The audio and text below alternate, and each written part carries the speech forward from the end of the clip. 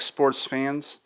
In this segment, I'm going to be discussing an article I read a few days ago in preparation for this show. Fox has decided, for whatever reason, and I suspect I know that reason, that during tomorrow's broadcast, they're going to have what they call virtual fans in the stands. Now, I'm not talking about the cardboard cutouts, and I'm not exactly sure what Fox has planned for this. However, it's going to be interesting. But the one thing I think that might annoy me is the fact that they're going to pipe in crowd noise. And they're going to try this as an experiment.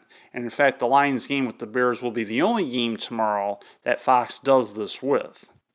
Now, my reason for them utilizing this game, from their standpoint, I think they figure it's low risk because, after all, we're talking about the Lions. And I think any of us who have been Lions fans or have watched the Lions games on Fox for any length of time knows that Fox doesn't treat the Lions fans or the Detroit Lions very well.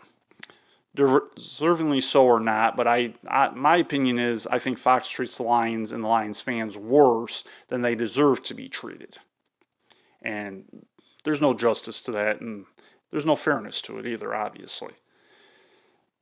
So with that having been said, I would expect probably not the best broadcasters that they have for sure, and I don't know who they're going to have, but I would hope they would have Tom Brenneman and Chris Spielman if they're still working together. I think that'd be a good combination to cover this game.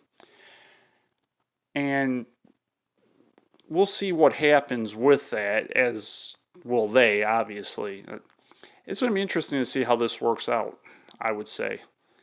And I don't know if I'm going to like it more or like it less than if you just hear the sounds that you would normally hear with no fans in the stands, which I think is interesting because I think one thing I hadn't thought about is I think the coaches are going to have to be very, very careful on the sidelines for all these games that have no fans in the stands, of which only the Jaguars game now is the only other game that's supposed to have fans tomorrow or Monday. So I would think it'd be pretty easy to intercept signals, and I don't know what coaches have done to prepare for that, if anything. So we'll all see tomorrow how this goes, and it might be fun. It'll certainly be different, that's for sure.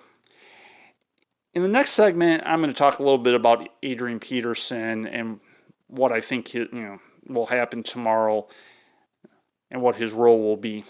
Stay tuned on the Detroit Lions tomorrow on Ed's Sports Channel.